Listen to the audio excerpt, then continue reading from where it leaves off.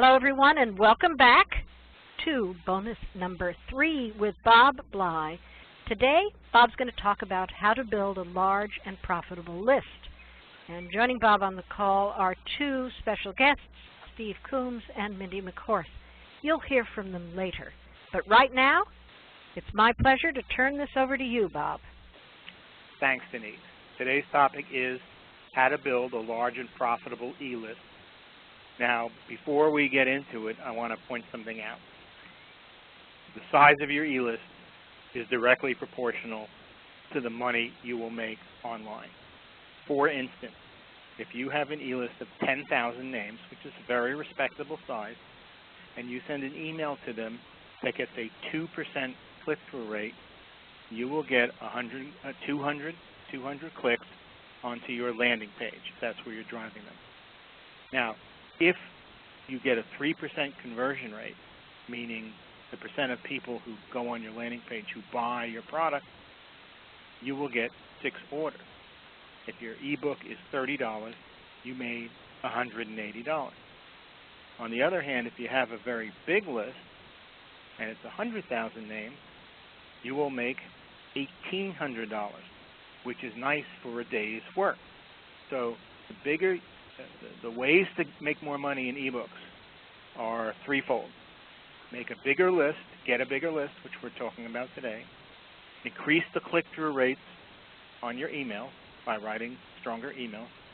And increase the conversion rates on your landing pages by writing stronger landing pages. But again, today we're only going to talk about building the e-list. As I said last time, and this is a slide from last week, there are only 5 things you need to make $200,000 a year online in net passive income selling ebooks and other information products. And number 2 on the list is the e-list. You also should have an e-newsletter, you have your ebooks, emails to your e-list, and landing pages for each of your products, for each of your ebooks. But the e-list is a critical part of it. Here is an example of my e-newsletter, and what I try to do is have an engaging subject line. The from line is always the same, so they know who I am. They know that they subscribe to Bob Bly's direct response letter, so when they see the from line from me, they're going to open it. The subject line is what determines whether they read it. And here we have what's more persuasive, emotion or logic, which is a big debate or a big question on the minds of a lot of business and marketing people. And we answered it later in the newsletter based on an article that I found published, and the article said emotion. And there's my e-newsletter has a collection of short articles, 2, 3, 4 paragraphs, and you see the first one there. That's how I do my e-newsletter. You do not have to follow that formula, but it has worked for me. So I'm giving you not the way to build your e-list, but a way. And one of the things you're going to do in building your e-list is offering a free subscription to your e-newsletter. But that's not all you're going to do. We'll take a look at that. You're also going to offer that if they subscribe to your e-newsletter, they also get a free gift. I use bonus reports that are downloadable PDFs, so I don't have to mail them anything. I have seen some people offer CDs, although I think that's fading, offer CDs, and that forces the prospect to not only give their email address, but their physical address, and that's why people do it, but then you have to mail the CD. So if I was offering audio, I would offer them a link to a downloadable MP3 file. But you have to offer an incentive. Now, why do you do that if you're already giving them a free e-newsletter? And we discussed this last week. The reason is that there's so many newsletters available that the offer of free newsletter is no longer the earth-shaker, the earth-shattering offer that it was 10 years ago. or 8 years ago, whatever. So you have to offer an added incentive, and what happens is people go on the page to subscribe to your newsletter, and they see the free report, and what their mental process is, well, I'm not sure I want the newsletter, but I definitely want that report. Why not get it? It's free, and I'll download it, and then I'll cancel the newsletter. However, if the newsletter is interesting, if it's good, they will not cancel. The majority of them will not cancel the newsletter. And you have now added another name to your e-list, and that's what you're trying to do. Here is the table of contents of my report. Now you might say, well, that's really a lengthy report. Why, can't I use a shorter report? That's a lot to write. Well, in my case, what I did is I have written a lot of articles over the years on marketing. Some of you have written a lot of content, and a lot of you have not. For those of us who have written a lot of content, like me, what you can do is just bundle articles in a free report, preferably articles that focus on the same or similar topic. And you know, there's no original writing that way. You're just recycling, or as people call it these days, repurposing content. But you don't need something this lengthy. You could literally offer them a tip sheet, which is just an 8.5 by 11 page. It used to be a sheet of paper, now it's a downloadable PDF. You know, an 8.5 by 11 page with 7 simple tips on a particular topic on one side or both sides. So creating the special report is easy. Now what I do, and this is my gimmick, I offer not one of my special reports, but I offer a free special report. I'm sorry, I offer 4 free special reports. And the reason is my special reports sell for $29 each, and 4 of them sell for $116. So this allows me to say on my sign-up page for the newsletter, get 4 free special reports from Bob Bly worth over $100. And by exceeding that $100 mark, it has a high value. Now, if you produce a 8.5 by 11 tip sheet and say it's $100, that stretches credibility. Now, what I do, you'll notice the arrow in the upper right corner. I place the price, $29, on the upper right corner of the cover. However, I don't make that up. If you were to go to my site, Bly.com, and on the bottom of the home page, there's a link that says Reports. There's a link that says Reports. You'll see all my reports listed and in a shopping cart for sale for $29. Now, I didn't create the reports to sell them to make money. But people do stumble upon this page, come to my website and click the report button, and, you know, fairly often order 1 or more reports. So that allows me to say in my copy, you know, I'm calling these $29 reports, and I'm not making this up. We actually have sold them and do sell them for $29. So it adds an element of credibility. So I suggest to people, when they have free reports, they also put them on a page on their website labeled Reports, attached to a shopping cart where someone can order them for money, and you put the price on the upper right corner and also, of course, in the shopping cart. Now, I have a question from Marty Norbert. She says, or he says, and I think it's she, what do you think of offering free reports that provide information but end up by directing the reader to a website where you are selling a product? People do this. They call them lead reports. They are typically 15 pages long. There's nothing magic about that, but and someone sent me a note, I hope you are having good weather. Yes, we are. You know, people, you offer the free report, so you get a much higher response than if you're trying to sell your product directly. And in the free report, almost on every page, there's a box or a link or a mention where you drive people to the website where you are selling a product. So the answer to Marty is yes, this technique works very well, and lots of people use it. So we looked at last time the Agora model, and this is the model for building your e-list. And it's pretty simple in theory. It's a little more difficult, but not crushingly difficult in practice. You create this page where people can land and sign up for your free e-zine by giving you their name and their email address.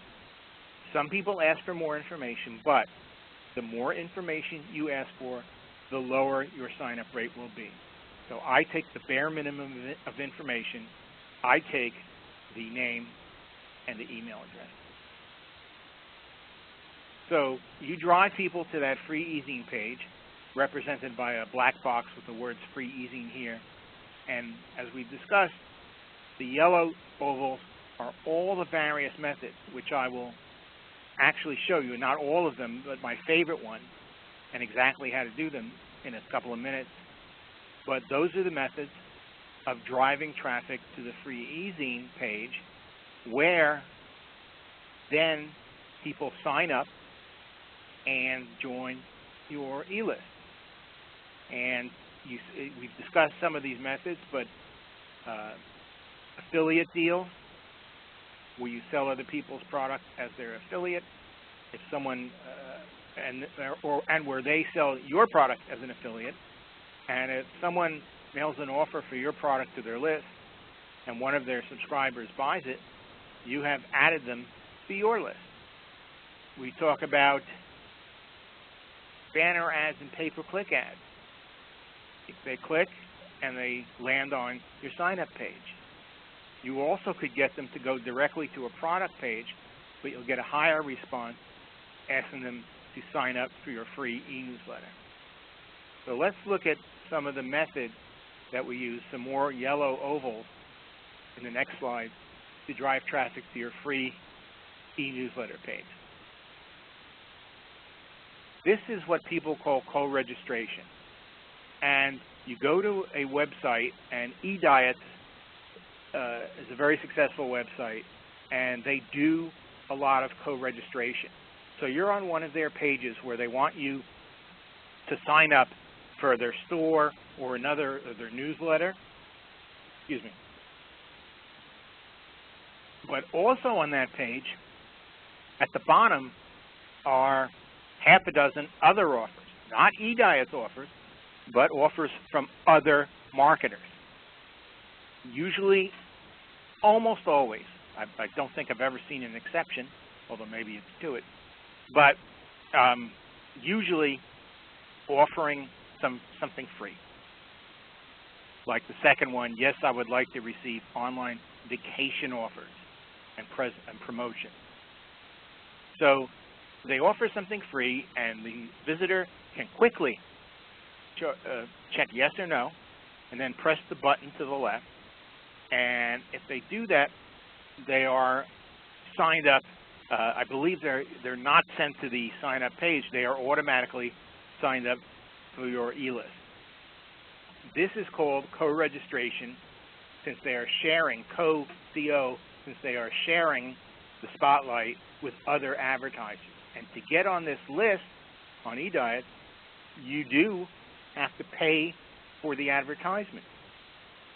So this is a paid advertising, and it can be very effective if you can find the right site. Like for me, this site would be good for anything to do with weight loss, fitness, health. Some people might offer things totally different, and might be successful. But I like to make my offer related to the company and their products who is offering the co-registration deal. We talked about banner ads. I think we all know what banner ads are.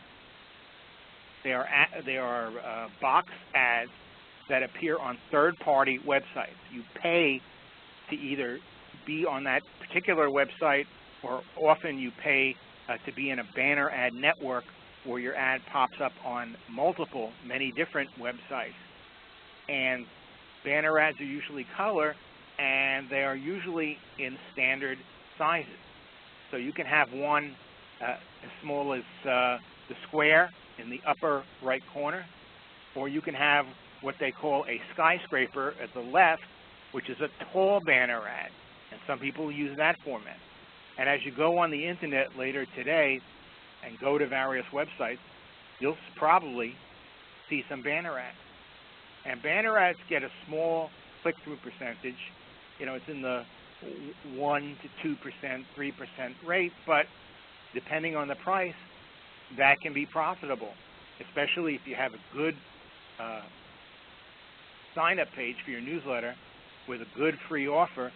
You can get 30, 40% of conversion or more, meaning a third or more of the people who click on the banner or any other method to get to the page sign up for your list.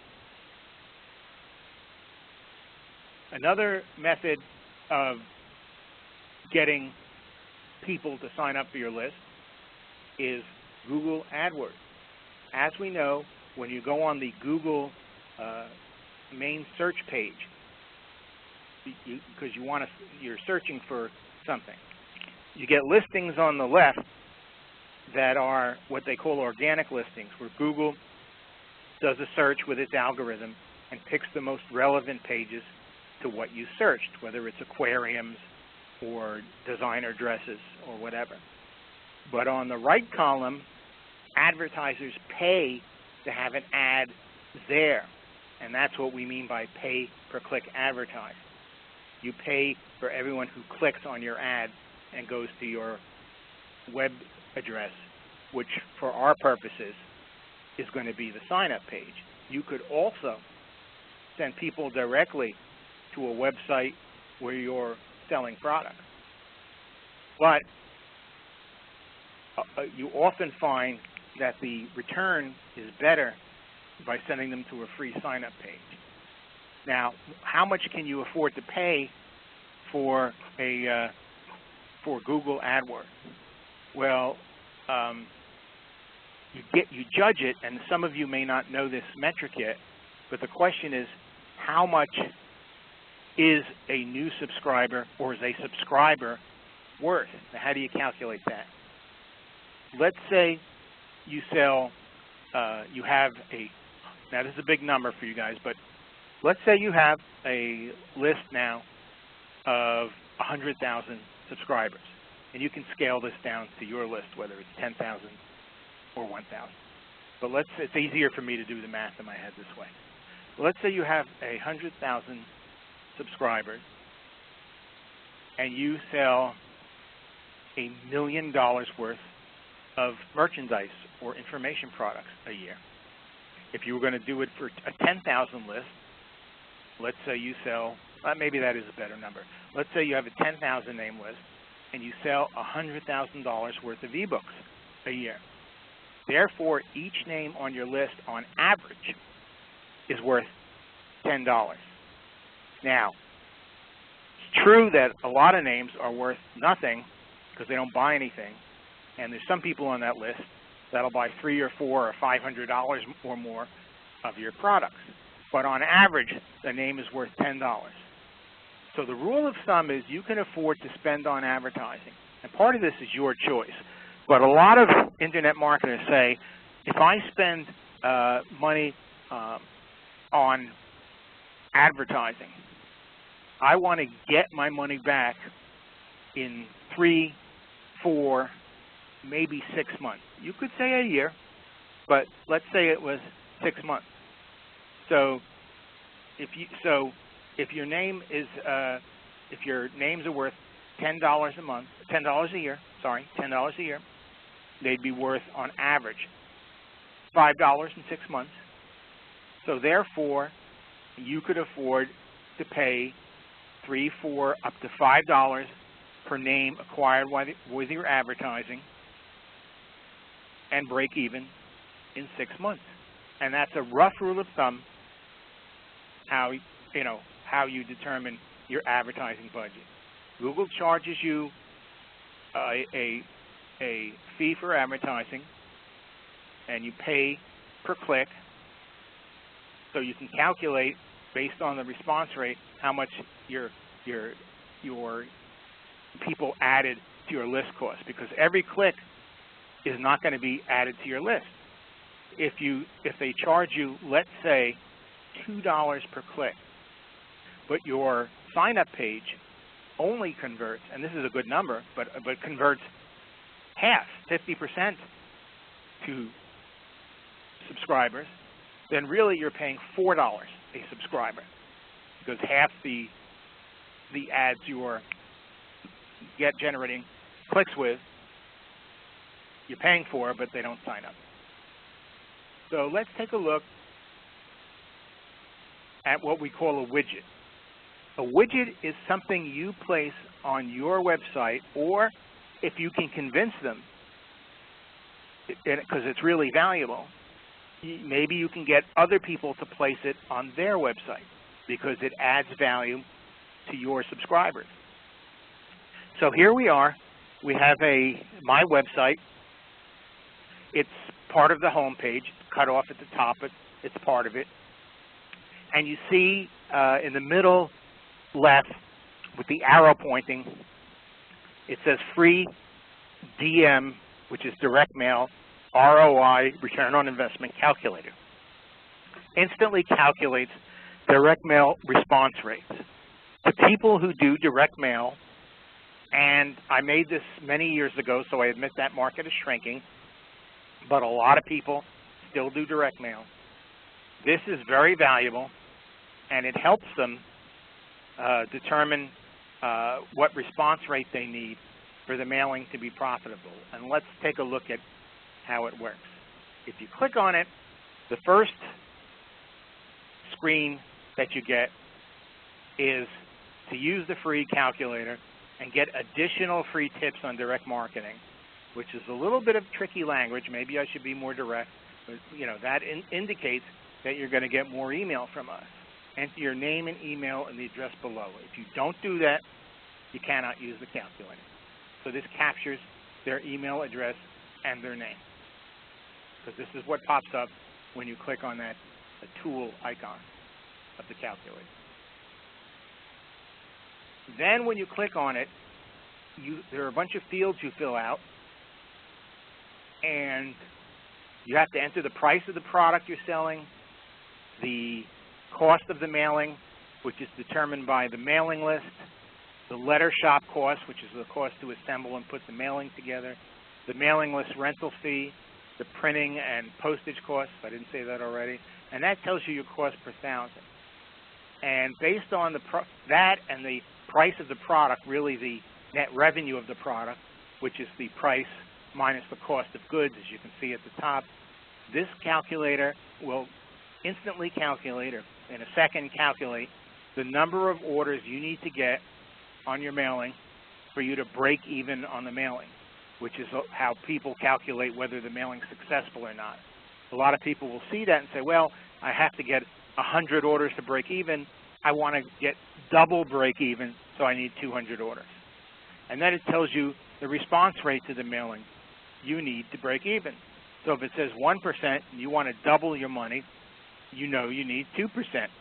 And you can print the results as you see at bottom, and also you can tell a friend.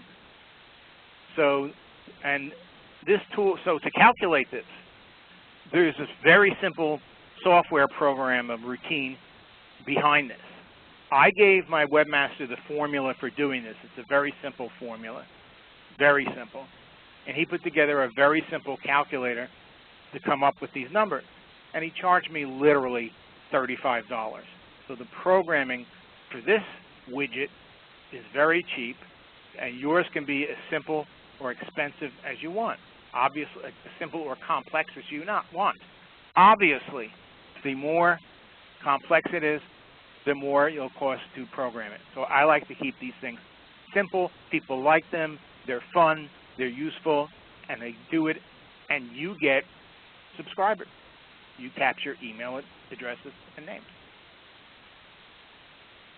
So what did I do with this? Here is a press release. I wrote a press release announcing the availability of my tool, and in the press release, putting the URL that would go directly to the tool. And then I explain how it works, that you put in these numbers, and it calculates break even. And I sent this to maybe 60 or 70 marketing magazines and newsletters, and some sales magazines and newsletters. And right away, one newsletter called the Direct Response Report, published by Progressive Business, ran a little article, maybe in a column, maybe an inch or so, inch and a half, summarizing this, with just a sentence or two, and putting the URL. And within 48 hours, I got 75 new subscribers virtually for free. So press releases still work, even though people say they're outdated and outmoded. And this one generated, just from the one publication, 6 dozen or so new names for my list. And it was picked up in other publications. Now here is my absolute favorite strategy for building my list. This is what I call a list swap. Now you're literally not giving someone your list and them giving your list. That would not work for a variety of reasons. First of all, when people sign up for your list, you usually promise privacy, either when they sign up or on your website saying, I won't share your name. So you can't do that. Secondly, if someone else just gave you their list and they got an email from you, they didn't sign up for your list, they would think you're spamming them. So it wouldn't work. Here's how a list swap works. You write an email that is enticing to get people to click on your sign-up page, and I usually in this email feature the free special report, free content, or in my case, multiple special reports that I'm offering. If you were offering one report, I'd give the title of the report and a few bullets of the things people will learn when they read it. But notice this is written in someone else's voice, not in my voice. It says, my friend and colleague, Bob Bly, and then it says, I recommend you sign up for his free monthly e-zine. So what you do is you give this to someone else. And typically that's someone who has a newsletter with a significant number of subscribers, and it reaches an audience similar, if not identical. Identical is better, but similar to yours, the same kind of people with the same interests. And when they send this out, it's a service to their readers because they're giving their readers free stuff. They're getting their readers access to free stuff. So the readers, or subscribers, appreciate it. But it also gets people on his list to sign up for my newsletter, and I get new names for free. There is no cost except one, and I'll go into that in a second. I did this with Robert Ringer, who publishes The Voice of Sanity e-newsletter. At the time, he had, I think, 20,000 or 25,000 subscribers, and he sent this to his list, and I believe it was within 24 hours, we got approximately 920 new subscribers, which is for me, is a significant amount. And again, all free. Except the price of this is then I agreed to do the same thing for him. He gave me a newsletter promoting his newsletter. He gave me an email promoting his newsletter, and I sent it to my list. No one objected because it gave some free information. I think, again, a free report and a free newsletter. And he added quite a number of names. I don't remember what it was, but he added quite a number of names to his e-list. Now, here's a strategy that's a little different. It's a variation of the list swap strategy, which we call the lost leader strategy. And here's how it works. This strategy sells, it doesn't offer a free sign-up. It sells one of your products to someone else's list. But remember, when someone signs up for your product, they become a customer and it is legal and acceptable to send your customers emails. They become paid customers. So what I do is I give someone else, someone again, who reaches an audience very similar to mine, I give them an email, and in this case, it's selling a product. Happens to be selling a product that you guys have. I believe you got it when you signed up for this for us, our program, and it is my ebook on doing ebooks. We call it here the ebook on ebooks, but I think the actual title is How to Write Ebooks for Fun and Profit, or something close to that. We price it at $39, but then for this offer, we discount it on the landing page to $19. We say this is regularly $39, but you're getting it for $19, a $20 discount. Now, we go to a potential affiliate partner or joint venture partner and say, why don't you send this to your list? Most people, especially if they have a big list, won't be so interested because they see it's a $19 product, and if you're offering 50% affiliate commission, you know, they're making $9 or whatever, or $9.50. So what I did in this case, I approached Mark Ford's newsletter, Early to Rise. He since sold it, but at the time he owned it under the name of Michael Masterson. And I said to them, because he had people working for him, if you send this to your list, I will give you not a 50% affiliate commission, I will give you 100% affiliate commission. I'll give you every penny I make from selling the ebook to your list. Now, why would I do that? Because if he picked it up, there was no other way for me to convince him, because I have a list of 65,000 names. At the time, he had a list of 450,000 names. So a list swap was not of interest to him because his list was so much bigger than mine. But this deal was of interest because they would get a decent amount per sale. So Early to Rise sent this email pretty much as you see it here, and within 48 to 72 hours, we had, I'm trying to think of the number. Yes, we had about 982 sales. 982 people ordered the book, which is a significant number. The total sales in gross dollars was around $19,000.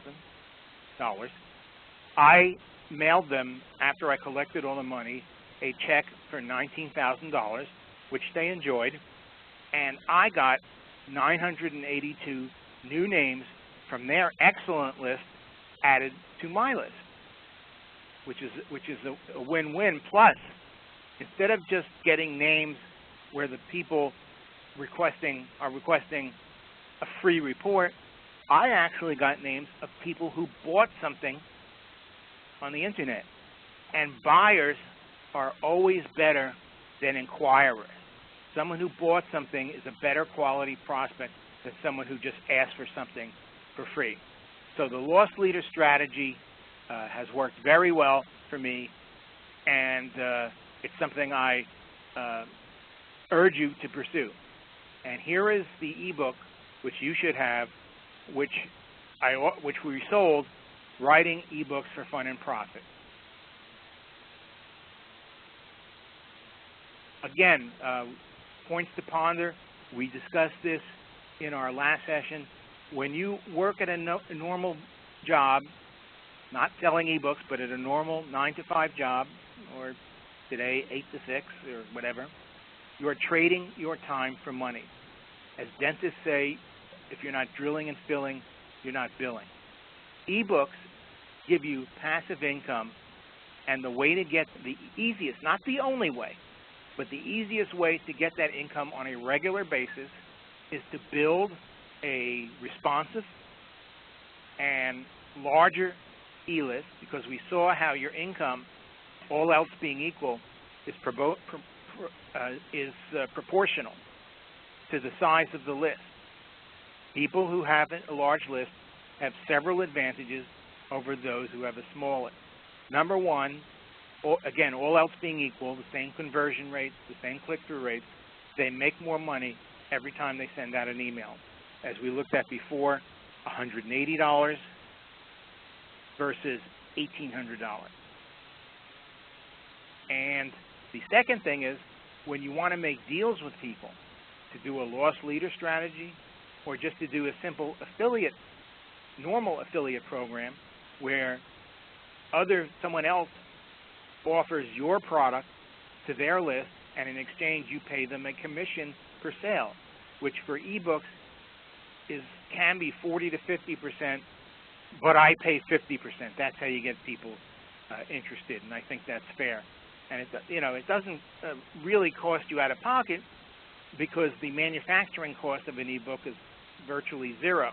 You're sending an electronic PDF file, not a physical book. So you can afford to do that. Selling ebooks is simpler than selling merchandise, and especially simpler than something else I do, which is I sell audio cassette albums, physical audio cassette albums, not audio cassette, audio CD albums. They used to be audio cassettes, and DVDs, physical DVDs. And that business is an information product business, but that has some problems. When people order the product, if they want to return it, I get returned. And I'm converting my audio CDs to downloadable MP3s, so there's no physical return, and that's easier. There's low startup costs for the email business. I do mine probably in an hour a day or less and make multiple hundreds of thousands of dollars a year doing it. And again, my business is not just ebooks. It includes audios and DVDs. But ebooks are my favorite product. I don't, to earn this money, I do not have boot camps. I do not do live seminars. I do not do paid seminars where I charge people. I do free webinars, which is a good way to generate leads. There's no physical inventory or labor with ebooks. You as writers are the kings of content. So if anybody who would go into this ebook business, you have the greatest advantage. And in addition, you can write your own copy because most of you, or a lot of you, are copywriters because you took the six-figure AWAI accelerated course or some other AWAI program.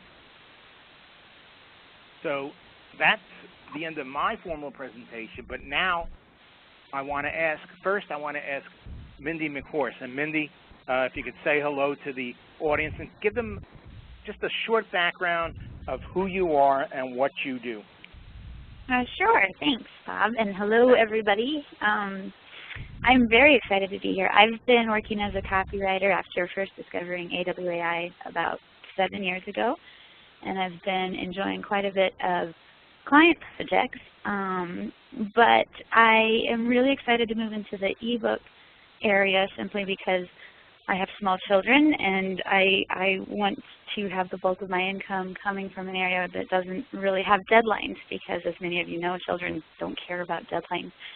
So I've come up with a few topics that I'm pretty excited about, and this just seems like a great fit. I'm really happy to be here.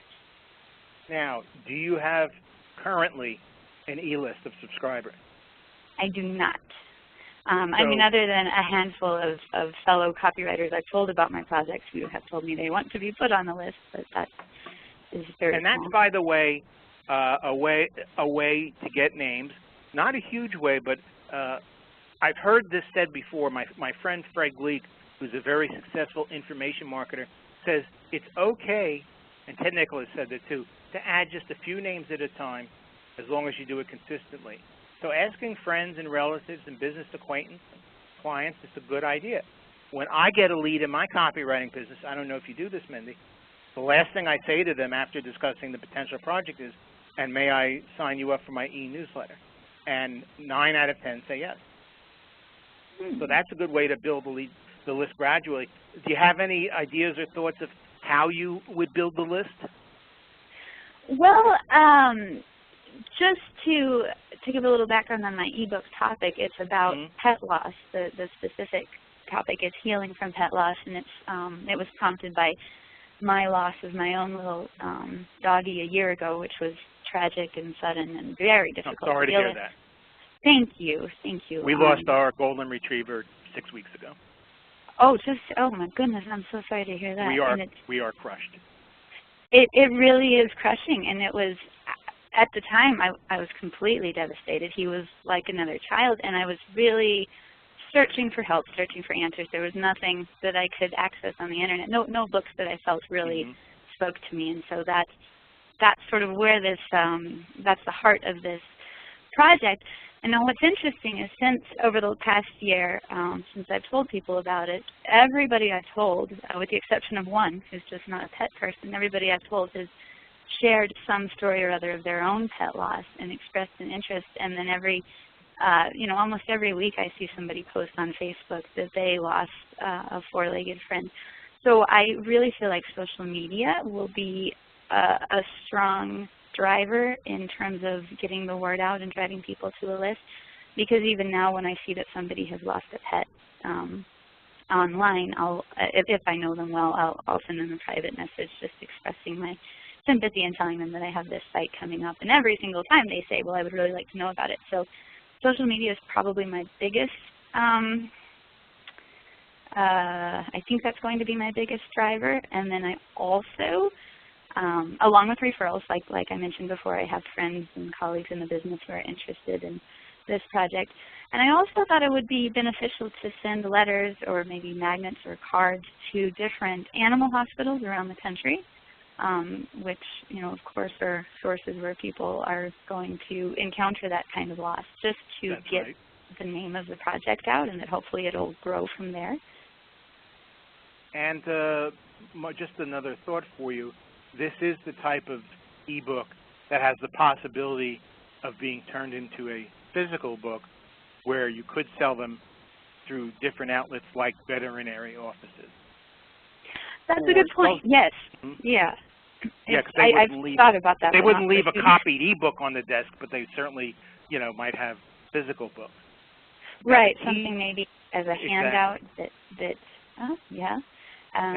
So I just want to tell you the key, if you haven't done it already, to social media is to build up your followers on Twitter, your friends on Facebook, and your connections on LinkedIn. Because the more of each of those you have, the more response you will get to your posts and tweets and messages. Well, thank you for that. What's your advice then for somebody like me whose primary business is copywriting? So I have my personal profile that's essentially just copywriting. Is it better to have a separate Twitter handle for this ebook business since it's effectively a separate topic, or is it better to group them all together? Or I think it's better to group. It's better to group them all together, because once people get interested in you, in what you tweet and your Facebook, they're interested in other stuff you do. So right now, I have one account for everything. I don't even know if you could do more. Maybe you could, but I don't know if they allow it. That's really great to know, actually. It's a huge relief. I think it might be the same for other people listening who are afraid of having to manage multiple accounts, which can be overwhelming. So I'm really glad to hear that. And you might try posting a photo, because people are very moved by animal pictures, on Pinterest, which is a social media site for images. I had not thought about that. Yeah, that might work very well. Yeah, good suggestion, Bob. Yes, that's it. Thank you so much. I was just looking at my list here. The other approach that I hadn't mentioned yet was just doing guest posts or submitting guest articles to other sites. Very, very well. What I would do is put, if you can, because of your subject, put pictures in your post, because that again will attract the interest of Pinterest and other people who come to your, who come to read your post at your blog or someone else's blog. Huh. Okay, thank you. I hadn't even thought about pictures. That makes great sense. Let me ask Steve. Steve, are you with us? I am here. Great, and I appreciate your joining us as well. Tell us a little bit about who you are and your background. Sure, Bob. I'm actually copywriting in two specific niches right now. I'm writing natural health, and I write for the emergency preparedness, and you've probably heard like doomsday preppers. I write for the prepper market, and those are the two areas I work with. And I was really interested how you spoke about the social media, and I'll like to get back to that in a moment. But as far as building a list, I've been spending a lot of time building my clients' lists and helping them, and there's a multitude of ways we do that. And you've covered them magnificently already, but let me kind of, if you don't mind, share a few of the ways that we've worked with them, and I think it's kind of going to reinforce what you've shared already. Yes. As far as the books, you know, an interesting thing is books themselves can be great list builders. And one of my clients, Healthy Back Institute, uses a book that the founder wrote, The 7-Day Back Pain Cure, and he basically gives it away, but he charges shipping and handling. So the hard copy of the book itself is basically paid for out of the shipping cost, because the shipping is really only a couple dollars. And that's a great way for them to build their list of buyers. Another way that you can do it is exit POP. If they don't want to buy, give it away the PDF for free. They still enter their name and email, and you've captured their actual list grows because they downloaded a free PDF of the book. That's another way you can work with it. Special reports do work fantastic. I saw a question come in, I believe it was from Marty, also regarding can you sell products? And I write special reports all the time that sell products in the special report. The reports are given away free.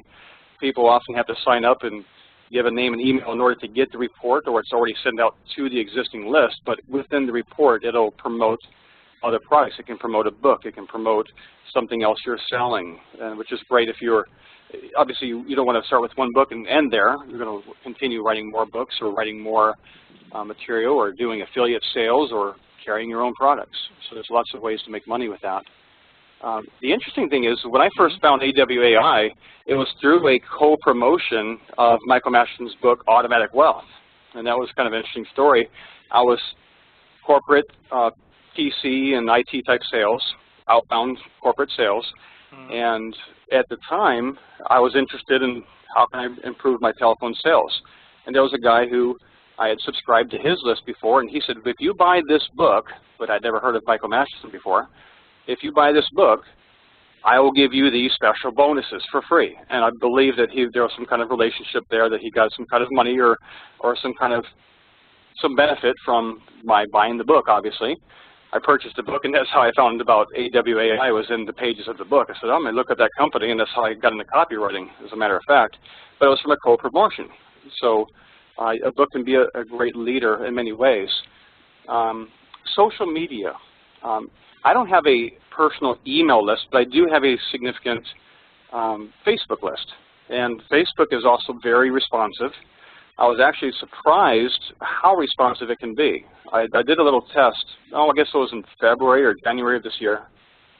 And starting with just a very tiny budget, like $10 a day, I did what's called Facebook advertising and promoted a company page that I had, which was really not so much targeted for me personally to grow my business, because I'm kind of swamped, and that's why I'm looking at ebooks myself. I want to get more passive income. I don't really have much more time available to take on new clients at this point. However, the Facebook marketing worked marvelous. I built a list of like 2,000 names in about 5 weeks, and it cost me maybe $200.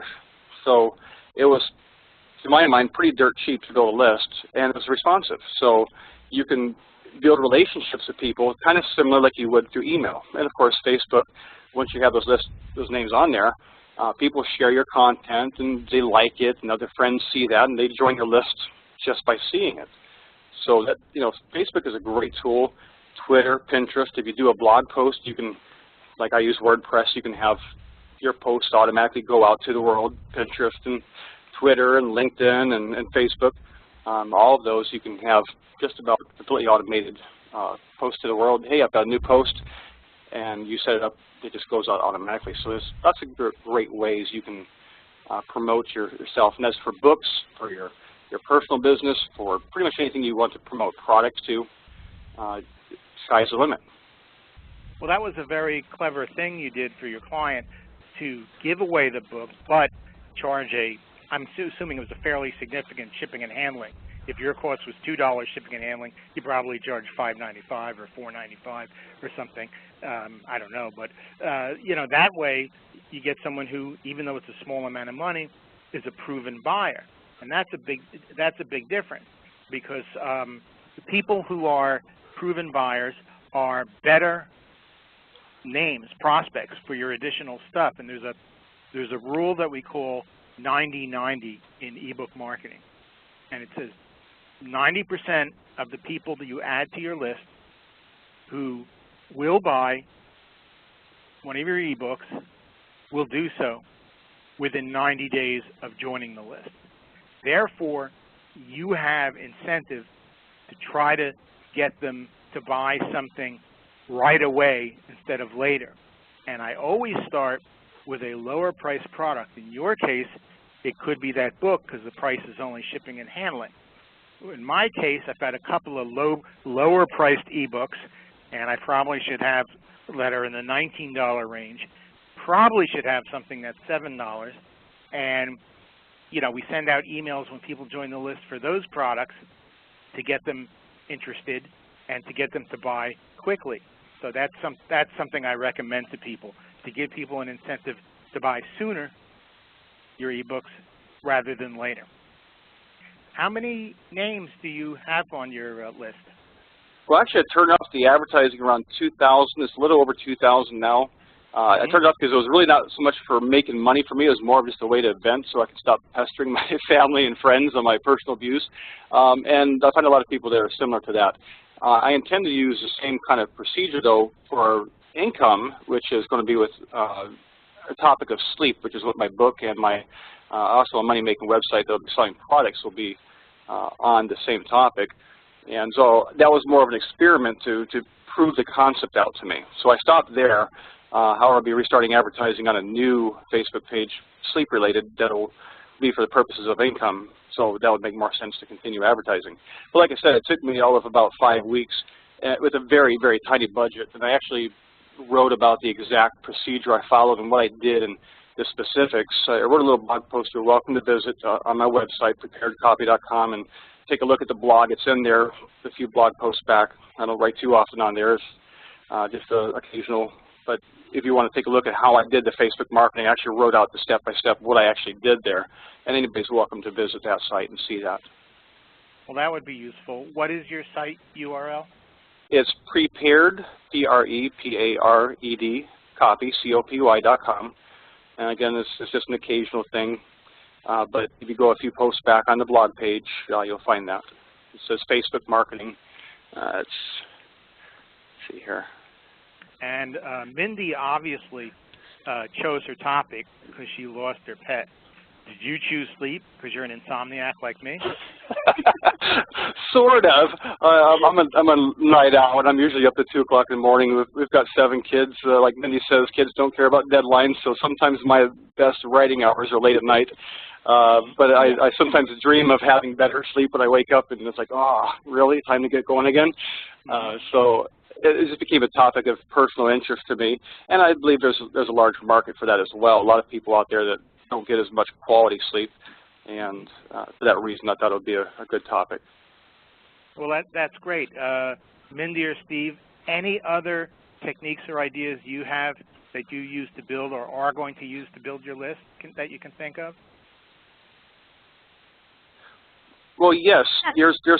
I'm sorry, go ahead, Mindy. I'll let you go. I've been talking for a little while here. I was just going to add, I think because I have a lot of local stores in my area, and this is true for any city, that there are pet stores, specialty pet stores, just where I thought it would be beneficial to hang up a sign or a flyer or have a little card that people can pick up. It seems like a very subtle way to address people, but it's also a key target market. No, that works. It won't bring in a huge flood, but it will bring in consistent names. Before I ask you, Steve, about your method, my friend Fred Gleek, the internet marketer, had his car wrapped with his main website to sign up for his free emails, and that was his advertising. He also one day put on a sandwich board and walked around New York City, which I'm not sure I would recommend. Yeah, that's unique. And Steve, what about you? You were going to say something. Yes, a couple different ways that you can also build for your book recognition. I believe you may have mentioned this in an earlier webinar. I'm pretty sure you did either that in an earlier webinar, in the bonuses, or in the original training.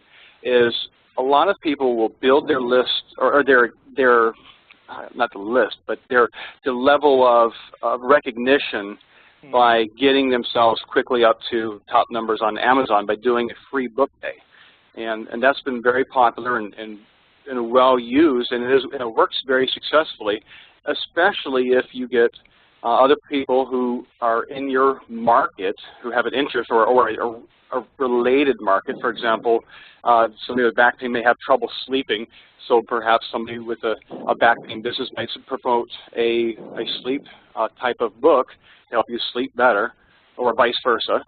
And that sort of thing can work very well. Say, hey, look, there's a free book today. Get it out there on social media. Get people to blog about it by sending notices out there. A lot of people love to share, hey, here's a free book that will be interesting to my personal market. I'm just sharing the information, and it doesn't cost them anything. It gives them something to share with their audience, and it can get you some readers and some good reviews on Amazon. That's one way to promote a book, to get kind of out there in front of more people and get some positive reviews.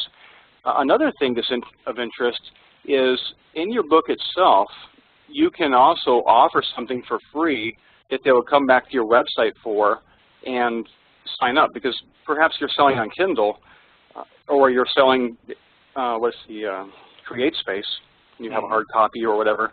In your book itself, you can say, hey, get this for free report, download, whatever it is, something extra for your book. For example, I read Brain Power recently, and they had a free BrainSync download audio. Now, I thought they kind of failed because they didn't ask for my email, but I would. Ask for the email, get something for free, you'll see that in the book. So that's a way that you can grow your list from the book itself. That is a good idea, and I know what you just described about the book.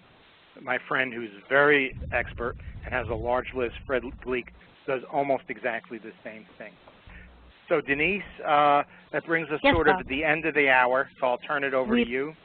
All right, well, we do have a few questions, and Mindy and Steve, if you want to jump in, we'll try to run through these, and then I have a special announcement about next week's class, ladies and gents. But let's take a few of these on board. One question from Marty was, a direct mail hardcover press release or an email press release, Bob, when you were talking about? The tendency today, almost unfortunately, because I used to love paper press releases, is to do an email press release and distribute it over PR Wire or some of the other PR services. And therefore, I would say electronic. Editors today accept electronic. 10 years ago, they did not. Steve, you might be able to assist Bob on this one. What are the advantages of sending out your e-newsletter on weekly, monthly, or quarterly? And is there an overload point? Honestly, it depends on your audience. We have e-lists that go out to people daily, depending on what their actual interest level is. One of my intentions is with the sleep, when they first sign up, they'll get a daily email of daily tips for the first week, and then it'll become a less frequent, so they're not constantly bombarded with an occasional interspersed promotional email. You can kind of get a feel for how, if you're overbearing somebody, you're going to have a higher dropout rate. So if you see a lot of people dropping off your list every time you send an email, that's obviously a sign that either you're not giving them enough value in your emailing, or they don't remember signing up for your list, or it's not relevant, or you're too frequent. And you have to kind of evaluate that based on what you're sending out. I agree with what you said. I would just add, he said dropout rate is in the industry they call it opt-out rate.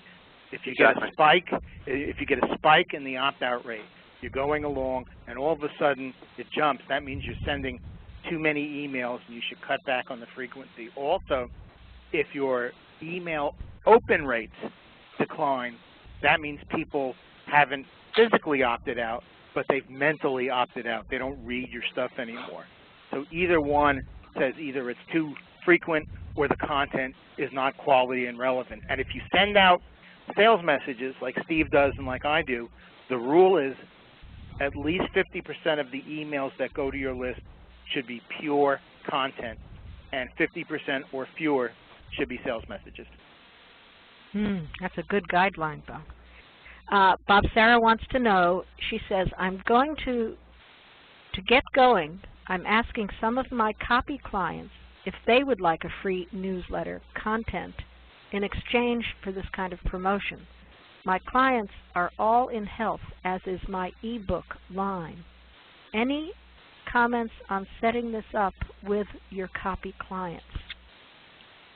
The way you're doing it is correct. You ask, and either they could give you they might give you a free mention if you're giving away a free subscription to your e-newsletter, or if you're trying to sell one of your ebooks, offer them a commission, and people are interested in that.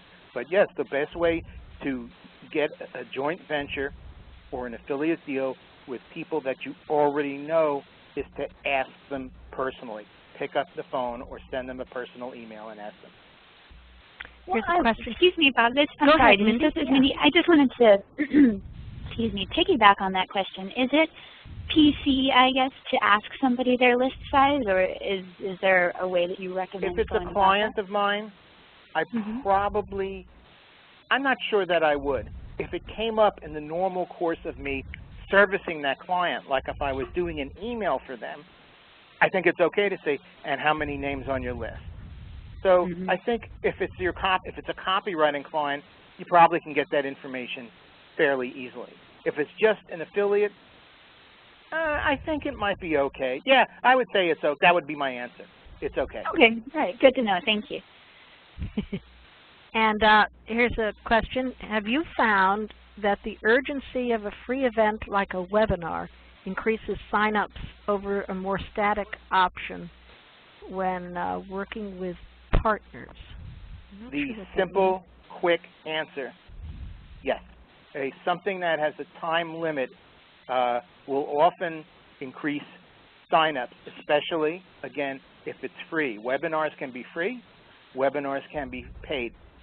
If you're trying to build a list or build a relationship with your list and give them extra value, you know, free webinars are good. But they're also something you can sell as a product. Yeah. Here's something that I know you're familiar with, Mindy, because you know about our Gauntlet series. So, Bob, Marty wants to know, how do you coordinate what emails are sent to whom and on what schedule, like dealing with newbies for the first 7 days, as Steve mentioned? Mindy, do you want to answer or do you want me to answer? Well, I'll answer in terms of what I have planned for my side, because I've learned this from AWAI, is essentially to put initial opt-in subscribers into a gauntlet that kind of introduces them to a topic that may last anywhere from 2 to 6 weeks, and then they fall into, and then instead of getting that initial array of emails, then they fall into the regular daily or weekly email series so that they remain on the list. Is that the same process that you use for new subscribers? Yes, except I would define a gauntlet as not necessarily every day. It could be every 2 days, every 3 days, every day. I mixed that up a little bit. I wouldn't send them 2 weeks worth of every day in a row, but that's what I've done, is not to do that. Probably there are people who would disagree with me and have had success with that. Here's a question for, I guess, each of you. How long does it take you to write an ebook? Well, I cheat. Most of my ebooks come in one of 3 ways. Number one of my hardcover or paperback books has gone out of print, and we simply scan it, update it, and turn it into an ebook. So that's almost no time on my part. Number 2, I take content that I already have had, like I have an ebook called the Business to Business Marketing Handbook, and I just collected 15 or 16, maybe it was more, of the columns. I write a regular column for Target Marketing Magazine on B2B marketing, and I just collected those and emailed the Word file to my graphic designer. So again, no time on my part. And then the third way I cheat is if it's a topic I don't know that well, like I hired someone to ghost write, although I give them credit. So I'll say to write a book for me on using LinkedIn to sell professional services, which I've done a little of, but I don't really have the expertise. And those are the 3 ways I produce books.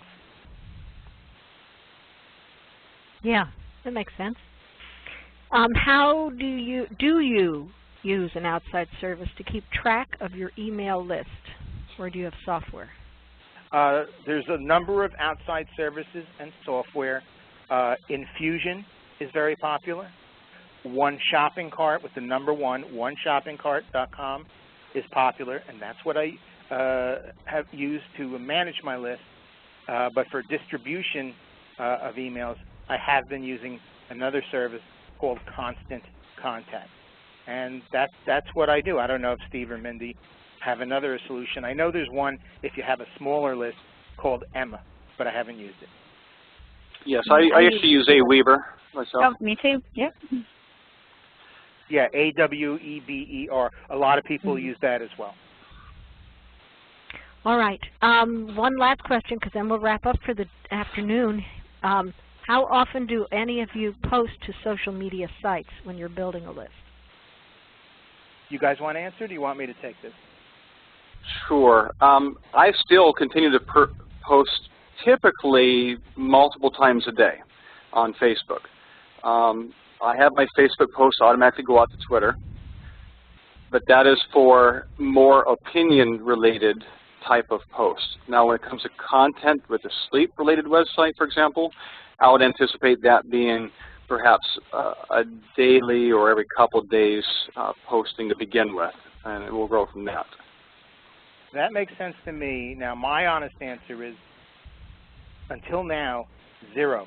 I have ignored social media. And one reason is, like Steve and Mindy, too, I know she is, I'm very busy doing copywriting. So what I have done, I have found a person who will do all this for me, and I'm going to experiment with outsourcing all my social media.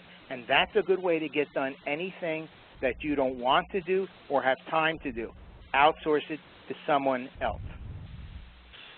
Just to echo Bob, I've recently hired somebody to start that coming up here pretty soon for the different projects that I'm enrolled in. And it's partly a time thing, just like you said, Bob, and partly it's me finally learning that I don't enjoy everything equally, and social media is pretty low down on my list. And so in terms of maximizing my time, yeah, it just makes the most sense.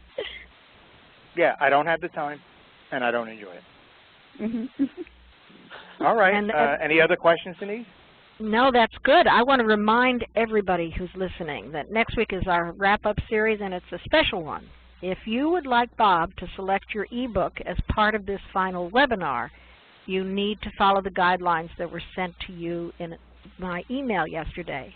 As a reminder, you're going to send a submission to askbob@awaionline.com. The document must include your name as a header or footer, and the submission must be received no later than Monday, June 10th at 12 p.m. Eastern.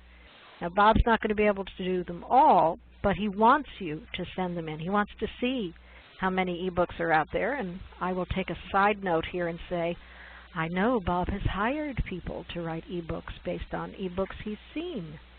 But in any case, he's going to select from among the submissions those that are most instructive for everyone else's benefit.